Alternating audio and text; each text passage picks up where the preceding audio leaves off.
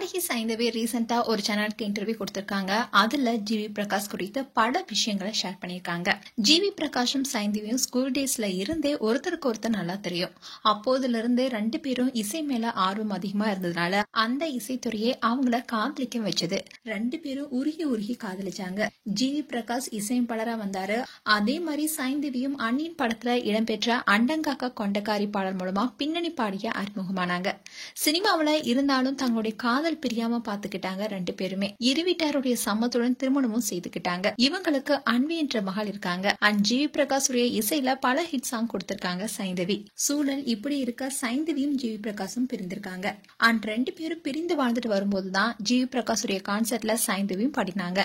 அது சோசியல் மீடியால பெரிய அளவுல பேசும் பொருளா மாறுச்சு.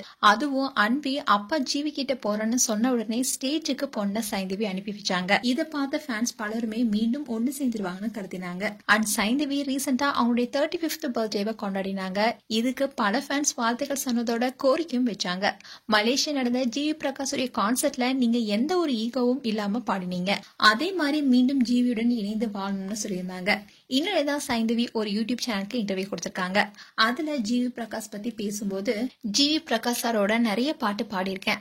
அவர் எனக்கு ஒரு குட் ஃப்ரெண்ட். ப்ரொஃபஷனலா நாங்க ஒன்னு சேர்ந்துதான் இருக்கோம். அது இனியும் கண்டினியூ ஆகணும். அண்ட் நான் அமரன் படத்துல கூட கனவே சாங் பாடியிருக்கேன். அண்ட் நாங்க ரெண்டு பேரும் சேர்ந்து ப்ரொஃபஷனலா எங்களுடைய ரிலேஷன் தொடரும்னு சொல்லியிருந்தாங்க.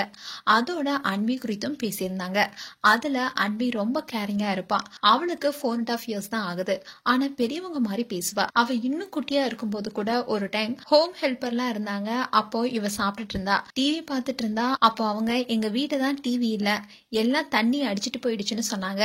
உடனே இவ, அம்மா நம்ம வீட்டுல தான் இவ்ளோ டிவி இருக்கே, இவங்களுக்கு இந்த டிவி குடுக்கலாமான்னு கேட்டா. அப்ப நான் ரொம்பவே சந்தோஷப்பட்டேன். இந்த சின்ன வயசுலயே இப்படி பேசுறான்னு ரொம்பவே ஹாப்பியா இருந்ததுன்னு சொல்லியிருந்தாங்க. அண்ட் ரீசெண்டா ஜிவி கூட இன்டர்வியூ கொடுத்திருந்தாரு. அப்போ ஜிவி கூட தான் அன்வி பாப்பா இருந்தாங்க. சோ அன்விக்கு எப்பெல்லாம் அப்பா கூட இருக்கணும்னு தோணுதோ அப்பெல்லாம் சைந்தவி அங்க அனுப்புறாங்க. அண்ட் சைந்தவி கூட தான் அன்வி வளர்றாங்க. அதோட ஜிவியும் சைந்தவி சொன்ன மாதிரி தான் அவரும் சொல்லியிருந்தாரு. நாங்க நல்ல ஃப்ரெண்ட்ஸ், ப்ரொஃபஷனலா எங்களுடைய பயணம் தொடரும்னு சொல்லியிருந்தாரு.